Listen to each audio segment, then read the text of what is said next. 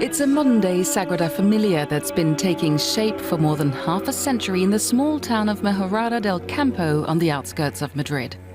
The Basilica is the brainchild of 91-year-old Justo Gallego Martinez, known as Don Justo. Though he has no formal training in architecture, he not only designed but also built the structure almost single-handedly, using recycled materials. I've done it with my bare hands. It's all in my mind.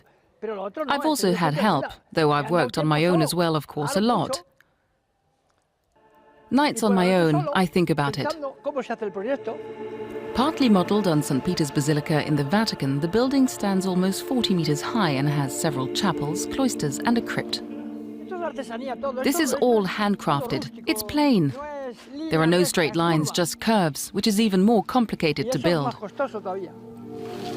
Occasionally, Don Justo receives help from volunteers. Angel first came here more than 20 years ago and has now dedicated his life to the project. I once came to see him and I liked what he was doing. I saw him up there and I asked him if he needed help. He said, well, okay, yes. And that's how I started helping him. I'd come every now and then, mostly weekends because I had my own job. It was like that for years. Now it's been a while since I left this place. Don Justo sold his father's land to finance the project. The old man says he spends much of the day meditating and praying for guidance and inspiration from God. However, the slow pace of the project, lack of funding and his old age suggest that sadly he may not live to see his masterpiece completed.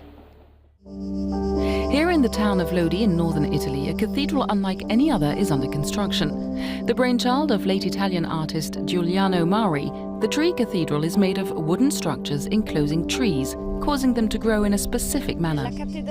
For Giuliano Mauri, the cathedral was the work of art that best represents his idea, his poetry and his artistic philosophy, explains his granddaughter. For him, it's a work of great labor, but also of great happiness. It's an idea of splendor, to work on growth and life itself. The tree cathedral is literally alive. Eventually, the wooden framework disintegrates, leaving just the trees to shape the cathedral.